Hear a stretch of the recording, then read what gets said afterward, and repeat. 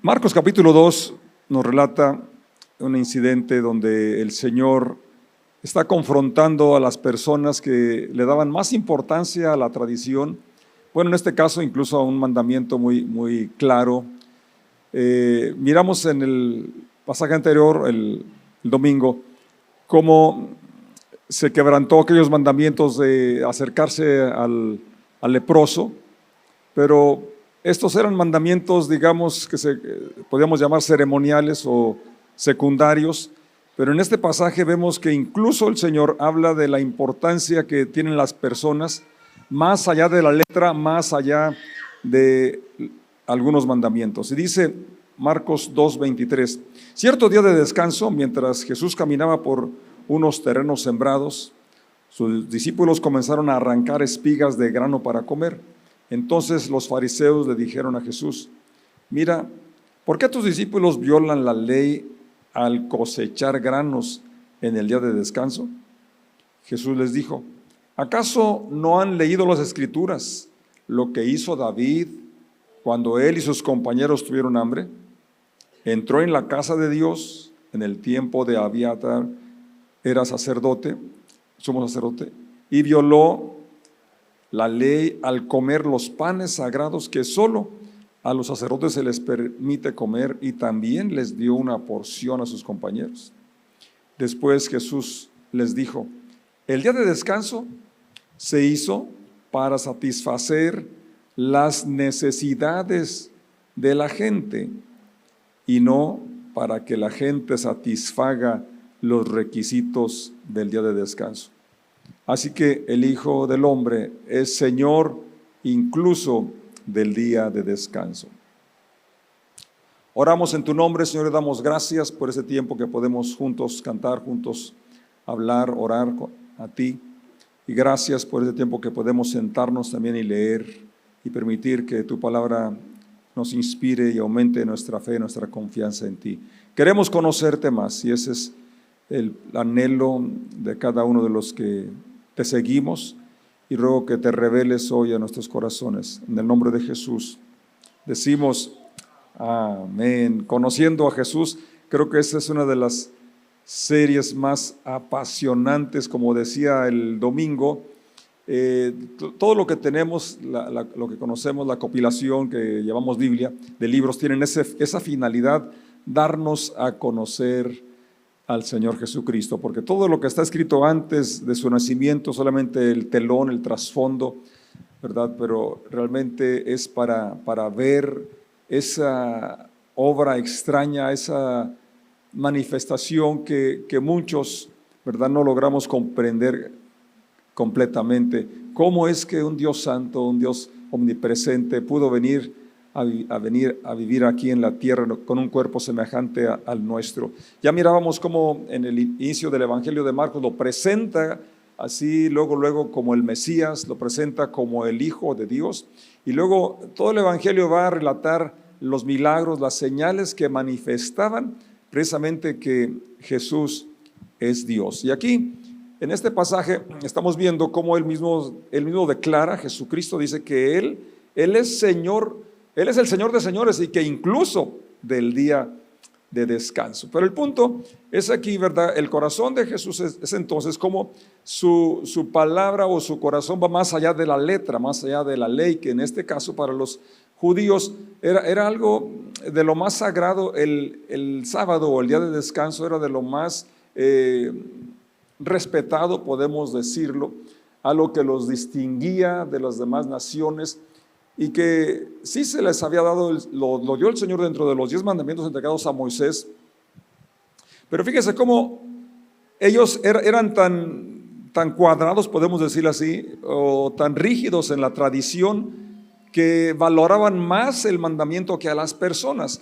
Y aquí lo que podemos ver en el ejemplo que nos da el Señor es que las personas son más importantes que los mandamientos, porque Él dice claramente: los mandamientos, en este caso el que ellos consideraban tan importante, se hizo para satisfacer una necesidad de las personas. Dios no necesita que descansemos, Él no se cansa, Él no se fatiga, pero Él sabe nuestra condición, que necesitamos el descanso físico, recargar las pilas, no solamente en lo físico, sino en lo espiritual, en lo emocional, en lo familiar. Y el día de descanso tenía esa finalidad. Entonces no deberían verlo, ni debemos verlo como una carga, sino como una oportunidad de relacionarnos con Dios, una oportunidad de, como dije, recargar las pilas, no solamente la física, sino la espiritual. Cuando se dio ese mandamiento fue muy puntual y muy extenso al decir que no solamente descansaría la persona, sino que sus empleados, incluso sus esclavos, hasta sus bestias, sus animales, tenían que descansar ese día, porque es una necesidad de los seres humanos, incluso de los animales de trabajo. Dios tiene cuidado incluso de ellos, pero el punto aquí es entonces que cuando veamos los mandamientos no los veamos como una imposición, como una carga, como una necesidad de Dios, sino más bien una necesidad nuestra y que refleja el corazón de Dios, que tiene cuidado de nosotros en todos los detalles, aún en esto.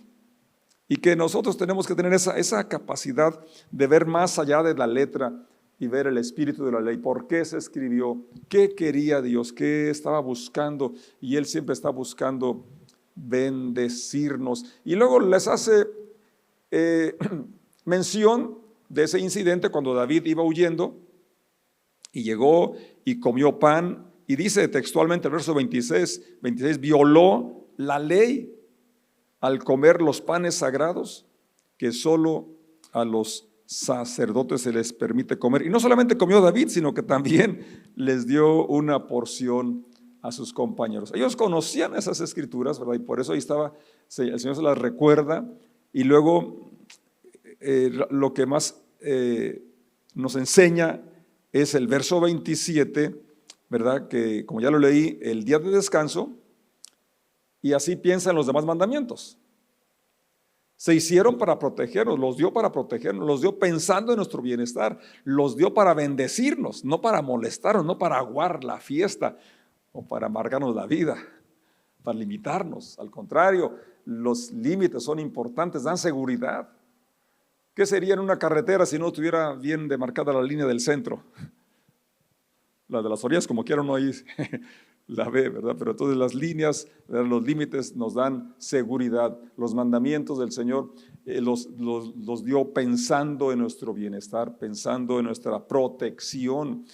Y entonces es lo que esa declaración del verso 28, el Hijo del Hombre es Señor, Señor de señores, incluso del día de descanso. En Juan capítulo 13, verso 15, dice, porque ejemplo os he dado, estoy leyendo en la Reina Valera, para que como yo os he hecho, vosotros también hagáis. Acababa de lavarle los pies a sus discípulos, dándonos ejemplo. Él les dijo, ustedes me llaman Señor y Maestro y hacen bien porque lo soy. Bueno, si yo, siendo el Señor y el Maestro, he lavado los pies, pues ustedes con más razón, ¿verdad? Entonces ahí viene el texto 15, ejemplo les he dado. Entonces no solamente en ese acto de servicio, sino en todo lo que Él hizo, ¿verdad? Es un ejemplo que nos da. Sus acciones son una enseñanza, son el modelo a seguir. Es a donde necesitamos siempre apuntar. Somos dados a ver a los que nos rodean, pues es inevitable, claro, ¿verdad? Pero al modelo hay que contemplar siempre es a Jesús, puesto los ojos en Jesús, el autor y consumador de la fe. Cuando Pedro miró la tormenta, miró las circunstancias, empezó a hundirse, ¿verdad? Y si nosotros vemos las cosas a nuestro alrededor, pues quizás también nos hundamos. Así que vamos a permitir que Él nos sostenga, nos levante y no perder la mirada del objetivo. De cierto os digo, verso 16, estoy leyendo Juan 13, el siervo no es mayor que su Señor, ni el enviado es mayor que el que le envió. Si sabéis estas cosas, bienaventurados seréis si las hiciereis. Bienaventurados se puede traducir, o también es una traducción, felices, serán felices, les va a ir bien, dichosos. ¿Quiénes? Si hacemos las cosas que Él nos ha enseñado, a través de la instrucción, a través de la enseñanza y a través de lo que Él modeló, de la forma como Él se comportó. Entonces, que tengamos siempre, como dijo el rey David, cuán dulces son a mi ser tus palabras, son más más dulces que la miel y que la que destila de panal. Tu siervo es además amonestado con ellos y en guardarlos hay grande galardón. Y el Salmo 119, todo el Salmo es una exaltación a las bendiciones que tienen los mandamientos de Dios, porque como dije, David encontró, se dio cuenta que reflejan el corazón de Dios, que tiene interés en nosotros, que busca nuestra protección, busca nuestra bendición. Y Jesucristo lo dijo muy claramente: si saben estas cosas, son felices si las hacen, porque tener el conocimiento no basta, hay que practicarlo, porque son los hacedores los que honran a Dios. En Mateo 23, verso 23 en adelante, dice: ¿qué aflicción les espera, maestros de la ley religiosa y fariseos hipócritas? Pues se cuidan de dar el diezmo sobre el más mínimo ingreso de sus jardines, de las hierbas, sería la menta, el eneldo, el comino, pero pasan por alto los aspectos más importantes de la ley, que son la justicia, la misericordia y la fe.